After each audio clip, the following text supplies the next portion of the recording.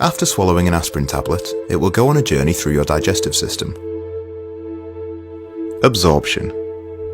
The tablet will travel down the esophagus into the stomach, where it is dissolved into much smaller particles.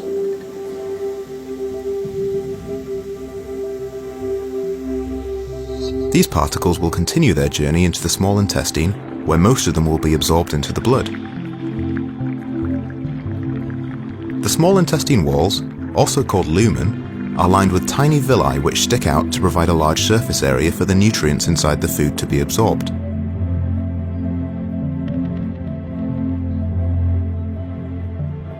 Looking closer at these villi, you can see they have a rich blood supply and they are covered in a thin layer of epithelial cells.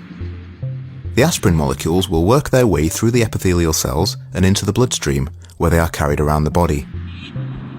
Distribution.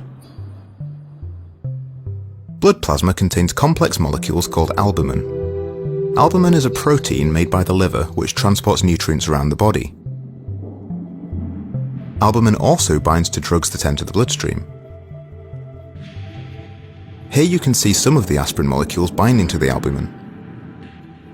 All the aspirin particles that have been bound will be filtered out as they pass through the liver, and only the remaining aspirin molecules will get through and have any effect on the body. Different drugs will bind to albumin in different amounts depending on their affinity for plasma protein.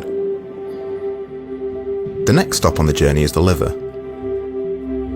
The aspirin-rich blood will enter the liver through the hepatic portal vein at the bottom, and it will exit at the top via the hepatic vein. At this stage, even more of the aspirin will be removed through a process called first-pass metabolism. The liver's job is a bit like a filter. It will metabolize drugs before they reach the rest of the body. It does this in a few steps. Phase 1 metabolism. First, aspirin is hydrolyzed, breaking off ethanoic acid and leaving behind salicylic acid. This salicylic acid isn't water-soluble, so it can't be excreted in urine yet. Phase 2 metabolism. An ionized group is then added to the salicylic acid, forming glucuronide, which is water-soluble and can be excreted in urine. A lot less of the aspirin will continue its journey onto the rest of the body, including the site of the pain.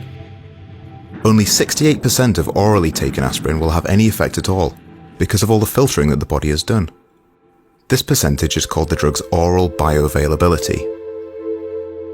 If drugs are not administered orally, e.g. intravenously or buccally, then they can bypass the small intestine and liver, so none of this filtering takes place and they have 100% bioavailability.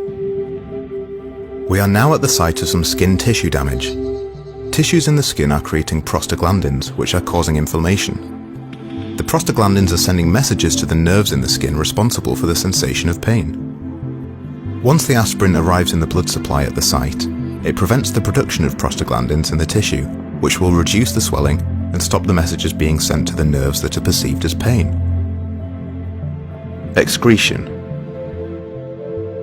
Any remaining aspirin in the blood will go round and round the blood supply, going back through the liver several times until it is all used up or filtered out of the body. It travels into the kidneys and then into the bladder for excretion.